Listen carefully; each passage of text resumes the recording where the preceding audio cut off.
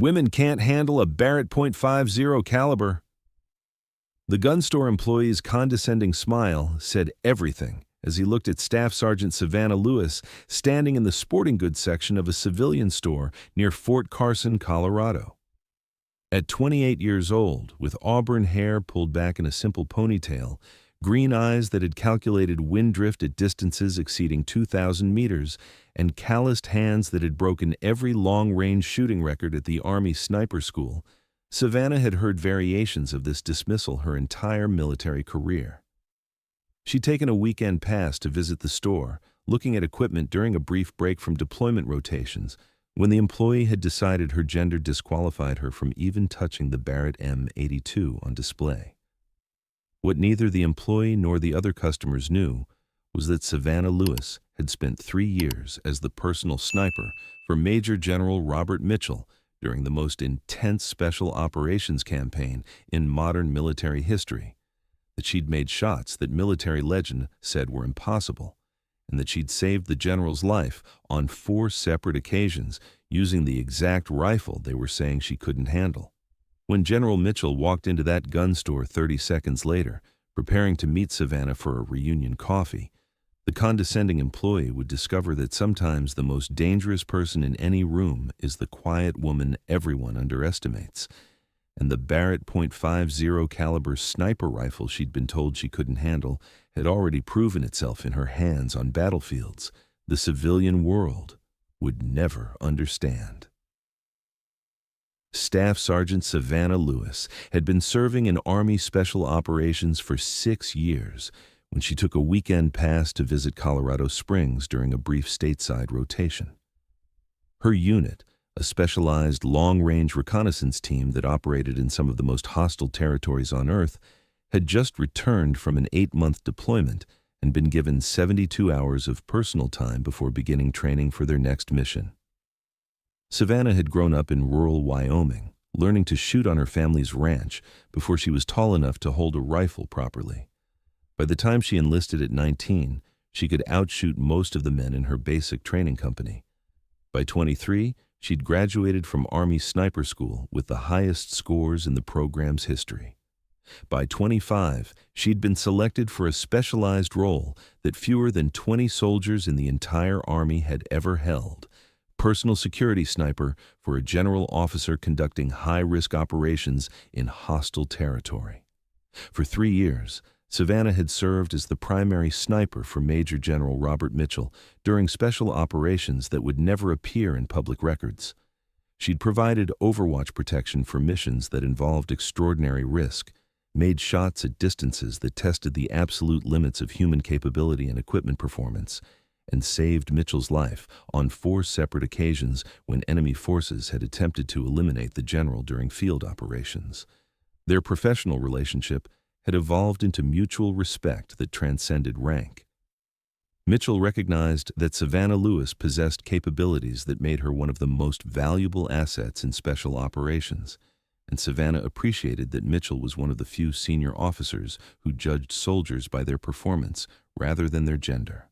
But that assignment had ended 6 months ago when Mitchell was promoted to a position that no longer involved field operations. Savannah had been reassigned to a specialized reconnaissance unit, and they'd maintained occasional contact through the informal networks that connected military personnel.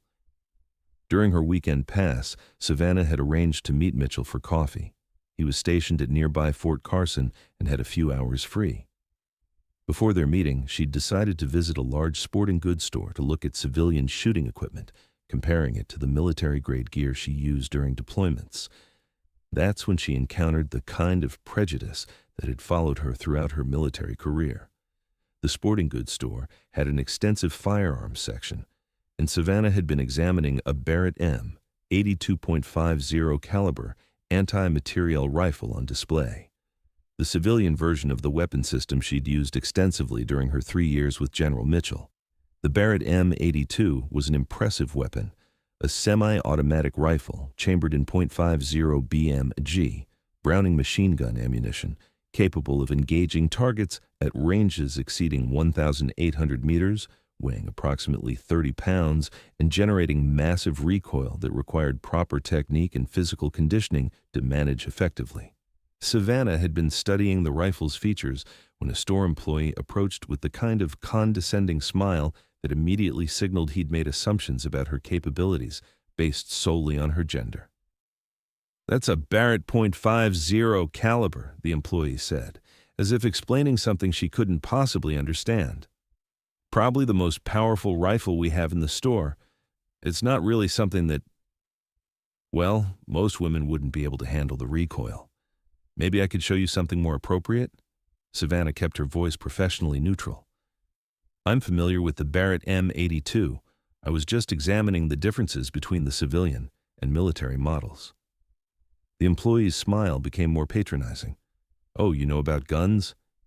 That's great, but knowing about a weapon and being able to actually handle one are different things. The .50 caliber generates extreme recoil. It takes significant upper body strength and training to shoot accurately. No offense, but women generally don't have the physical capabilities for this kind of rifle." Other customers had begun paying attention to the conversation, and Savannah could see the same assumptions in their expressions that she had encountered countless times. The idea that her gender automatically disqualified her from capabilities that required strength, technical skill, or tactical proficiency. She'd learned during her military career that arguing with prejudice was rarely effective. People who'd made assumptions based on gender weren't usually persuaded by words. Results were what changed minds, but in a civilian gun store during a weekend pass, she didn't have the opportunity to demonstrate her capabilities. "I appreciate your concern," Savannah said calmly, "but I have extensive experience with this weapon system."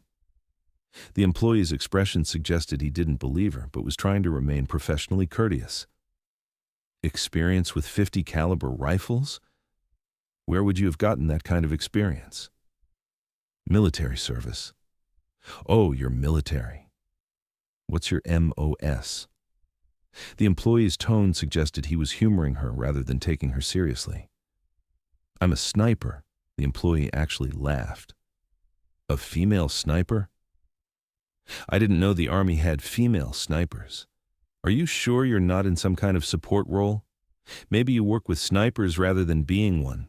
Savannah had reached her limit of patience. "I graduated from Army Sniper School with distinction. I've served in combat zones for 6 years. I've made confirmed shots at ranges exceeding 1,500 meters with the Barrett M82. I'm qualified to instruct on this weapon system. And your assumption that women can't handle this rifle is both incorrect and insulting." The employee's smile faded, replaced by defensive irritation. "Look, lady, I don't know what you think you've done in the military, but the Barrett .50 caliber is serious equipment. It's not something you just pick up and shoot. The recoil alone would probably knock you over. Maybe you've shot some smaller caliber rifles, but this," he gestured at the Barrett, "this is a different category entirely."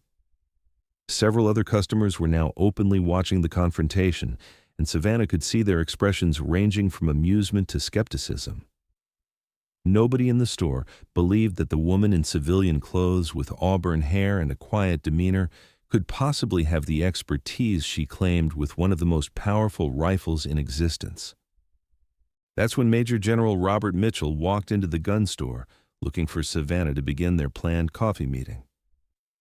Mitchell was an imposing figure even in civilian clothes, 6 feet 2 inches tall, broad-shouldered with silver hair, and the kind of command presence that came from decades of military leadership. He'd commanded special operations forces in some of the most dangerous missions America had conducted, and he carried himself with the quiet confidence of someone who'd proven himself in environments that most people couldn't imagine. He spotted Savannah immediately and began walking toward her, intending to greet his former sniper and catch up on the months since they'd worked together. But he'd also heard the gun store employee's last comment about women not being able to handle Barrett rifles, and his expression shifted from friendly greeting to professional correction. "Excuse me," Mitchell said, his voice carrying the authority that came from commanding thousands of soldiers in combat, "but I couldn't help overhearing your conversation about this young lady's capabilities with the Barrett rifle." The employee turned toward Mitchell, noticed his bearing and presence, and immediately shifted to a more respectful tone. "Yes, sir. I was just explaining to this customer that the Barrett .50 caliber requires significant training and physical capability that Staff Sergeant Lewis possesses in exceptional measure," Mitchell interrupted. "I should know. She served as my personal security sniper for 3 years during combat operations. She's made shots with the Barrett M82 that I would have said were impossible until I watched her make them." The store went completely silent as everyone processed what they'd just heard. The employee stared at Mitchell, then at Savannah, then back at Mitchell, his face going pale as he realized he'd been patronizing one of the Army's most accomplished snipers. You're a general?" the employee stammered. "Major General Robert Mitchell, U.S. Army Special Operations Command. And Staff Sergeant Lewis is one of the finest snipers I've ever had the privilege of working with. Your assumption that she can't handle a Barrett rifle because of her gender is not only insulting, it's factually wrong. She's probably more qualified to use this weapon than anyone else in this store, including you." Savannah felt a mix of gratitude and embarrassment at Mitchell's intervention. She appreciated his support, but would have preferred to simply walk away from the confrontation.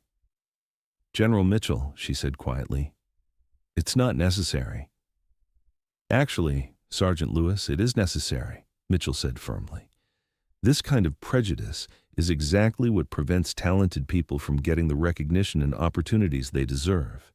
You've earned the right to be treated with respect, and nobody should question your capabilities based on assumptions about your gender." He turned back to the employee. "Staff Sergeant Lewis has made confirmed combat kills at ranges exceeding 1,800 meters. She saved my life and the lives of dozens of other soldiers through her exceptional marksmanship. She's been decorated for valor under fire, and she's forgotten more about the Barrett M82 than most civilian shooters will ever know.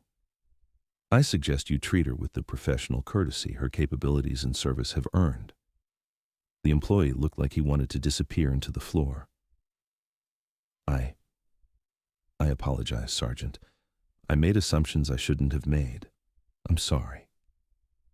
Savannah nodded acknowledgement but didn't feel particularly mollified. She'd heard apologies before after people discovered her actual capabilities. What frustrated her was that she had to prove herself repeatedly before anyone would take her seriously. Mitchell and Savannah left the gun store together, heading to a nearby coffee shop for the reunion they'd planned. "I appreciate you standing up for me, sir," Savannah said as they walked, "but I've been dealing with that kind of assumption my entire career. It's exhausting having to constantly prove that I can do things that male soldiers are simply assumed to be capable of." Mitchell nodded seriously. "I know, Lewis. And it shouldn't be that way. Your record speaks for itself. You shouldn't have to prove anything to anyone. But until the culture changes, talented soldiers like you are going to face skepticism from people who can't see past their prejudices." They found a quiet corner in the coffee shop and began catching up on the months since they'd worked together. Mitchell was interested in Savannah's current assignment with the Specialized Reconnaissance Unit, and she was curious about his new position that kept him stateside more often. "I miss field operations," Mitchell admitted. "Command from headquarters is important work, but it's not the same as being out there with the teams conducting missions." "I miss working with you, sir," Savannah said honestly. "The new unit is professional, but I spent 3 years knowing that you trusted me completely. That kind of working relationship is rare." Mitchell smiled. "Lewis, I trusted you because you never gave me a reason not to. In 3 years of the most dangerous operations I've ever commanded, you made every shot that mattered, anticipated threats I hadn't seen, and kept me alive when smart people were trying very hard to kill me. That's not trust.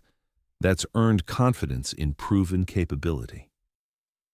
They were interrupted by Mitchell's phone, buzzing with an urgent notification. His expression changed as he read the message, shifting from relaxed conversation to focused military assessment. "Lewis, I'm getting reports of a major security incident at Fort Carson. Multiple casualties, possible active shooter situation.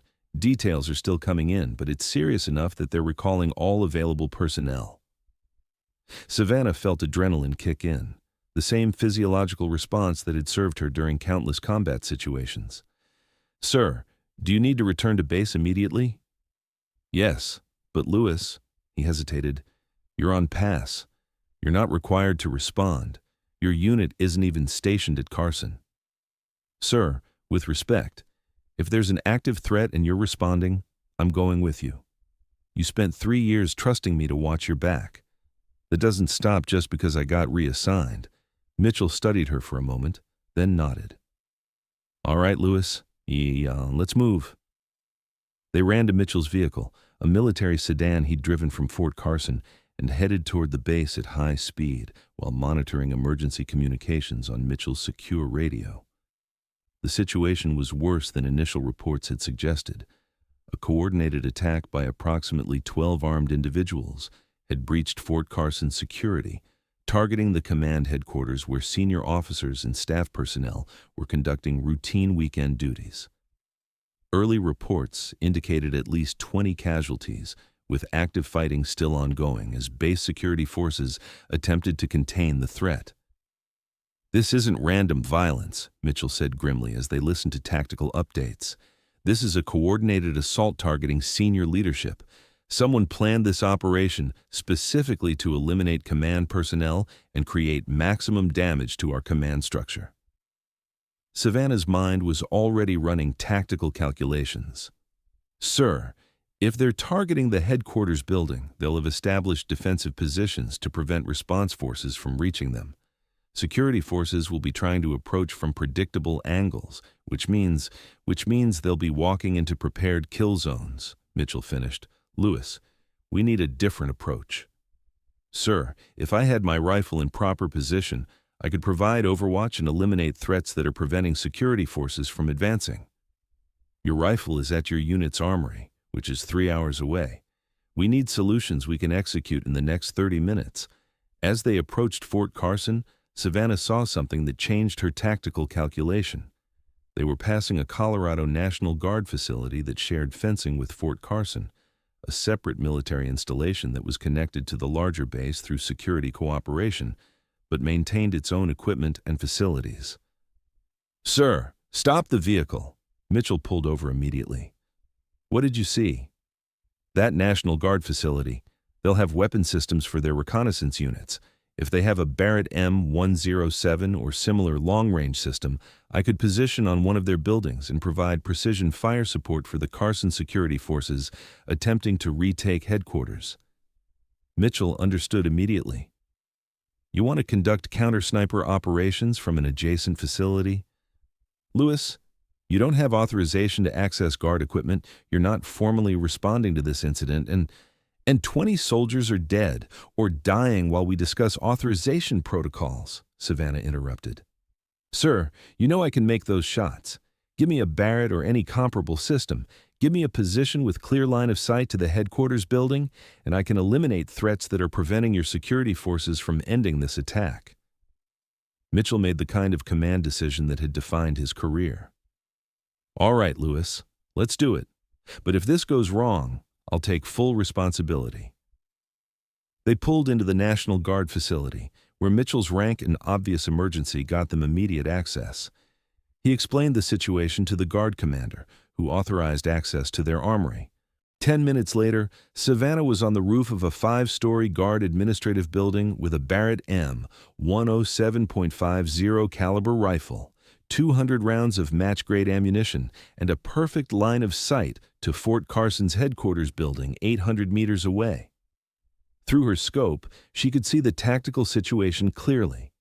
Approximately 12 attackers had established defensive positions around the headquarters building, using superior firepower and prepared positions to prevent security forces from mounting an effective assault.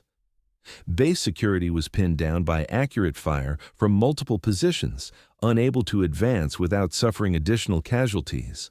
Savannah keyed the tactical radio Mitchell had provided. "Overwatch in position. I have visual on approximately 12 hostile targets around headquarters building. Request clearance to engage." Mitchell's voice came back immediately. He'd linked up with the base security commander and was coordinating the response. "Overwatch, you are cleared hot. Priority targets are the positions suppressing our security forces' advance. Understood. Beginning engagement. What happened over the next 40 minutes would become one of the most remarkable examples of precision long-range shooting in modern military history. Savannah began systematically engaging the attackers who were preventing security forces from advancing. Her first shot eliminated an attacker who had established a machine gun position covering the main approach to the headquarters. The range was 847 meters, with variable wind conditions and the need to avoid hitting friendly forces who were pinned down nearby. The Barrett M107 bucked against her shoulder as the .50 caliber round left the barrel at 2,900 feet per second. Less than a second later, the attacker's machine gun position went silent. Overwatch, Bravo team. Hostile position neutralized. We're advancing. Savannah was already identifying her next target, an attacker positioned in a second-story window who had clear fields of fire on approaching security forces. The shot required compensating for both wind drift and the elevation difference between her position and the target. Her second shot shattered the window and eliminated the threat. Security forces immediately used the opening to advance their position. For the next 40 minutes, Savannah conducted methodical precision shooting that eliminated one attacker after another. Each shot required careful calculation of range, wind, elevation, and the critical need to avoid any possibility of hitting friendly forces who were maneuvering around the headquarters building. Her Montana upbringing had taught her patience while hunting. Never rush the shot, wait for the perfect moment, control your breathing, and trust your training. Those lessons, combined with her Army sniper school education and 3 years of combat experience with General Mitchell, made her exceptionally effective. She eliminated attackers in defensive positions, attackers attempting to reposition, attackers who were directing others, and priority targets whose elimination would most benefit the security forces attempting to retake the headquarters. Through her scope, she watched security forces gradually overcome the attackers' defensive positions, using the openings she created through precision fire to advance and eventually overwhelm the remaining threats. Mitchell's voice came through her radio. Overwatch, all hostile forces have been neutralized or captured. Security forces are securing the headquarters building. Outstanding shooting. Return to base level for debrief. Savannah made the Barrett safe, secured the weapon, and headed down from her shooting position. She'd fired 32 rounds, made 32 hits at ranges between 600 and 900 meters, and eliminated threats that had been preventing security forces from ending an attack that had already killed 18 soldiers and wounded dozens more. When she reached ground level, she found General Mitchell waiting with the Fort Carson commander, Colonel James Patterson. Patterson stared at Savannah with the expression of someone reassessing everything they thought they knew. "You're the sniper who just eliminated 12 attackers from the National Guard building." "Yes, sir. Staff Sergeant Savannah Lewis. General Mitchell tells me you weren't even supposed to be on duty today." "You were on pass from a different unit stationed hours away." "That's correct, sir. I was meeting General Mitchell for coffee when we learned about the attack." Patterson shook his head in amazement. "Sergeant Lewis, I've been briefed on your shooting. 32 rounds, 32 hits, at ranges up to 900 meters, in variable wind conditions, with friendly forces maneuvering around your targets. That's some of the finest precision shooting I've ever seen documented. You saved dozens of lives today by eliminating threats that had my security forces pinned down." "Just doing my job, sir." "No, Sergeant Lewis, you were on pass. You weren't required to be here. You chose to respond to an emergency using capabilities that most people," he glanced at Mitchell, "apparently don't even believe you possess based on gender." Mitchell smiled slightly. "Colonel Patterson, about 3 hours ago, a civilian gun store employee told Sergeant Lewis that women can't handle Barrett .50 caliber rifles. I think today's performance demonstrates otherwise." Patterson laughed despite the serious situation. "I think today's performance demonstrates that Sergeant Lewis is one of the most capable snipers in the Army, and anyone who underestimates her is making a serious mistake." The aftermath of the Fort Carson attack involved extensive investigation, debriefing, and analysis. The coordinated assault had been conducted by a domestic extremist group that had been planning the attack for months, targeting military leadership with the intention of causing maximum casualties and undermining public confidence in base security. The attack had killed 18 soldiers and wounded 37 more before being stopped by security forces, aided critically by Savannah's precision, shooting from her unconventional position at the adjacent National Guard facility. During the investigation, the gun store incident from earlier that day came up in discussions about Savannah's background and capabilities. When investigators interviewed witnesses who'd been in the store, they confirmed that the employee had indeed told Savannah that women couldn't handle Barrett rifles, just hours before she used that exact weapon system to eliminate 12 armed attackers and save dozens of lives. The employee, when interviewed by investigators, was reportedly mortified to learn that the woman he'd patronized had later conducted one of the most impressive displays of long-range marksmanship in recent military history. The gun store's corporate office issued a public apology and announced new training programs for employees about avoiding assumptions based on customers' appearance or gender. The specific employee was reassigned to inventory management where he wouldn't interact with customers.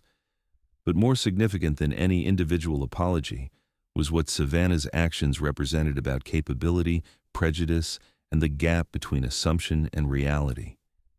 Major General Mitchell spoke about it during an interview with military media. Staff Sergeant Lewis faced two different kinds of judgment in the same day. In the morning, a civilian employee told her that women can't handle Barrett rifles based purely on gender stereotypes. That afternoon, she used a Barrett rifle to eliminate 12 armed attackers and save dozens of soldiers' lives through exceptional marksmanship. The lesson isn't just about gender, it's about never assuming you know someone's capabilities based on how they look or what category you've placed them in. Colonel Patterson, who had commanded the forces that eventually secured Fort Carson headquarters, was even more direct. I had special operations, soldiers, highly trained security forces, and tactical response teams working to stop that attack. What ended it was a female sniper who wasn't even supposed to be on duty, using a weapon system that some people apparently don't think women can handle. Staff Sergeant Lewis didn't just save lives, she demonstrated that our assumptions about who can do what are often completely wrong. Savannah was awarded the Soldier's Medal for heroism not involving combat with an enemy, the highest peacetime valor decoration. She was also offered positions in multiple elite units that wanted her capabilities on their teams. But perhaps more importantly, her actions sparked broader discussions about how the military evaluated and utilized personnel based on demonstrated capability rather than assumptions about gender, appearance, or background. Young female soldiers entering the military after Savannah's story became known grew up in an army that had been forced to acknowledge that the best shot in the room might be the quiet woman everyone had underestimated. Years later, when Lieutenant Colonel Savannah Lewis, she was eventually commissioned and rose through the ranks, spoke at West Point about leadership and capability assessment, she reflected on the day she'd been told women couldn't handle Barrett rifles. That morning, a gun store employee looked at me and made assumptions about my capabilities based on my gender. He couldn't imagine that a woman could handle a .50 caliber rifle, couldn't conceive that someone who looked like me might have spent years mastering that exact weapon system. His assumptions weren't based on evidence, they were based on stereotypes. She paused, then continued. That afternoon, I used the Barrett M107 to eliminate 12 armed attackers who were killing soldiers at Fort Carson. I made 32 shots at ranges up to 900 meters. I saved lives specifically because I possessed capabilities that the gun store employee had insisted I couldn't have. The gap between his assumptions and reality cost him nothing. But in military operations, assumptions about who can do what cost lives.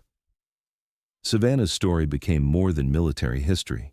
It became a case study in how prejudice prevents recognition of capability, how assumptions limit organizational effectiveness, and how the most valuable personnel are often those who don't match expectations. The soldiers at Fort Carson learned that lesson watching a female sniper conduct precision shooting that saved their lives. The gun store employee learned it by discovering that the woman he'd patronized was more qualified with Barrett rifles than he would ever be.